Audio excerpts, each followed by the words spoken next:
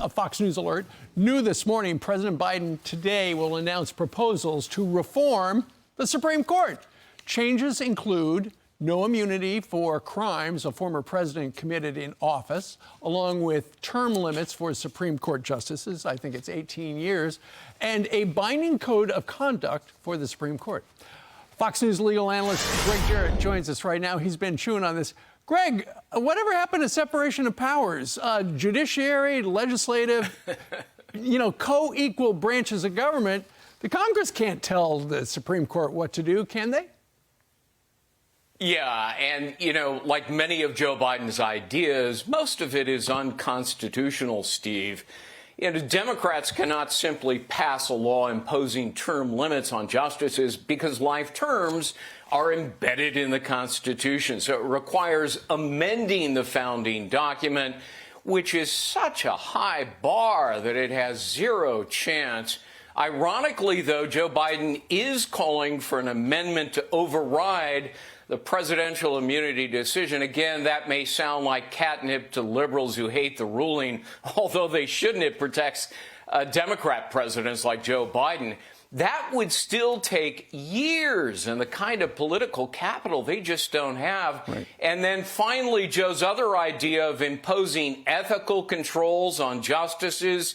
As you point out, Steve, that is a blatant violation of the separation of powers principles. So all of this is just electoral pablum for Democrats. Sure, they're trying to motivate their base, the base was not very excited until Kamala Harris came aboard, according to the latest polls.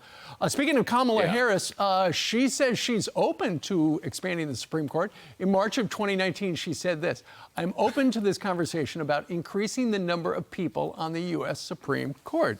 And Greg, that's what you do when you've lost some decisions, isn't it? You make it a political thing and you say, I'm going to fight back.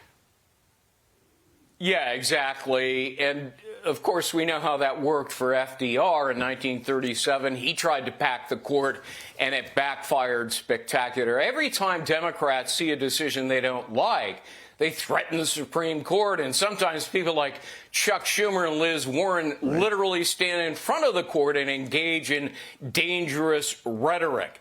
I find it interesting that Joe Biden has spent decades opposing the very kind of radical reforms that he now advocates. And it's also pretty amusing, Steve. An 81-year-old president wants to age out younger high court justices that are a lot more sentient than Joe Biden is. Biden knows he can't do this, but like many of the things he proposes, he does it anyway to troll for votes.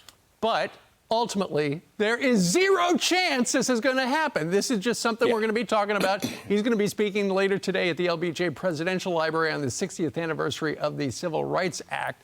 And so that's the venue, and that's the message. Yes, absolutely. And look, remember, most of this has to be done by constitutional amendment. To even propose an amendment, you have to have 2/3 vote of both houses of Congress or states in constitutional conventions. And once you get past that hurdle, you got to have ratification by 3/4 of the states. That is impossible. Sorry. Indeed. All right. Greg, thank you very much for joining us on this Monday. My pleasure. I'm Steve Doocy. I'm Brian Kilmeade. And I'm Ainsley Earhart. And click here to subscribe to the Fox News YouTube page to catch our hottest interviews and most compelling analysis.